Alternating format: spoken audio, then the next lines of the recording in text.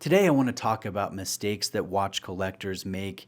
And some of these are very simple, they're surface level, while others, they're a little bit more nuanced, they're deeper, and they're not talked about all that often in the collecting community. So, I've been guilty of many of these mistakes, as I'm sure many of you watching have been. These are my opinions. Please tell me where I'm off base in the comments and share your experiences as well.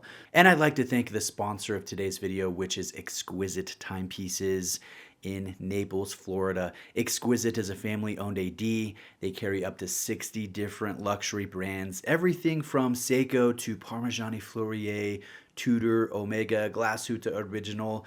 They're an awesome place to buy a new watch or trade in a watch on a new piece. So thanks to Exquisite, a link is below. So one common mistake that's not talked about that often, kind of surface level, but it's threading down a thread down crown too tight to where it's difficult to unthread.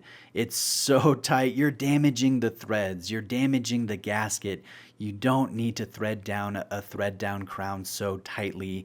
It needs to be firm to keep water out, but not overly tight. I'm sure that happens far more than we like to admit. But the deeper mistake that's correlated to this is trying to be too logical. Like, yes, I know I'm going swimming with this dive watch. I better thread down this crown super tight because logically I don't want any water to get into the movement and cause me an expensive service or repair. That's fine. There should be some logic with watch collecting or enjoying watches, but ultimately this hobby is emotional. We love these ridiculous luxury items that tell us the time to some degree of accuracy. They're little pieces of mechanical art. They incite the fire within us. Watch collecting is emotional, so I would say don't let the logic overrun the emotion.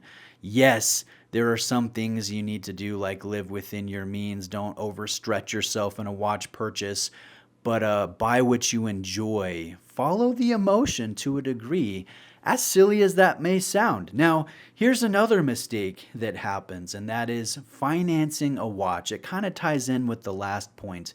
I know some watch collectors who have financed a watch that they didn't have the money in the bank account at the moment, but they were impatient and they really wanted that awesome new luxury watch, so they bought it on credit.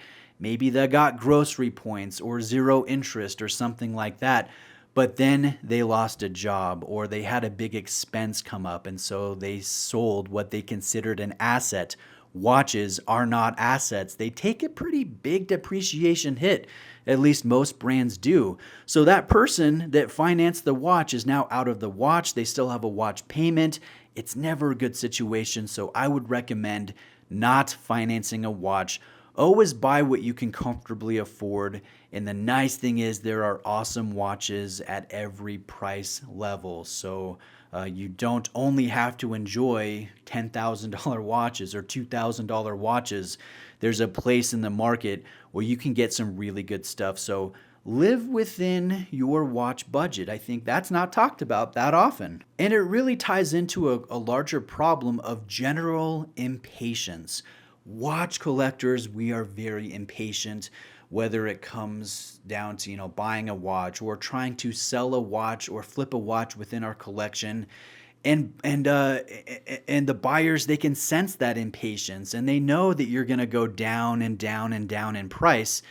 And so you lose money more than you realistically should have. So try not to be too impatient within this emotional hobby. Use some logic, use some common sense, but don't be too impatient to make moves. You might regret those moves in the future. Now, here's the last thing. Never buy an Invicta. Never buy an Hublot. Never buy a 36 millimeter watch. Never buy a full gold watch. Never buy a complicated watch. Never buy a green dialed watch. It could be any number of things.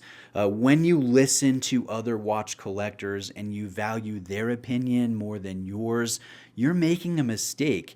99 out of 100 people will never notice the watch on your wrist. Most of these other watch collectors that you interact with online, you'll never meet in person. So don't collect for other people. Don't follow consensus. Again, this is an emotional type of hobby that we enjoy. So collect for yourself, whether it is an Invicta. I bought Invicta when I was like 22 years old and I loved it. I wouldn't buy one now where I'm at in my collecting journey, but at the time I thought it was a blast. So again, whether it's Invicta, whether it's Hublot, whether it's a 36 millimeter watch as a man, with an 8-inch wrist, buy whatever you enjoy because you're collecting for yourself, or you should be collecting for yourself and not caring too much about what other people think. And that includes this video with me. So take my suggestions with a grain of salt. If you agree with me, let me know in the comments. If you disagree with me, tell me where I'm wrong. Tell me what I've missed. Share your mistakes in the comments section. If you got something from this video, please hit like, please subscribe. I'll see you in the next video.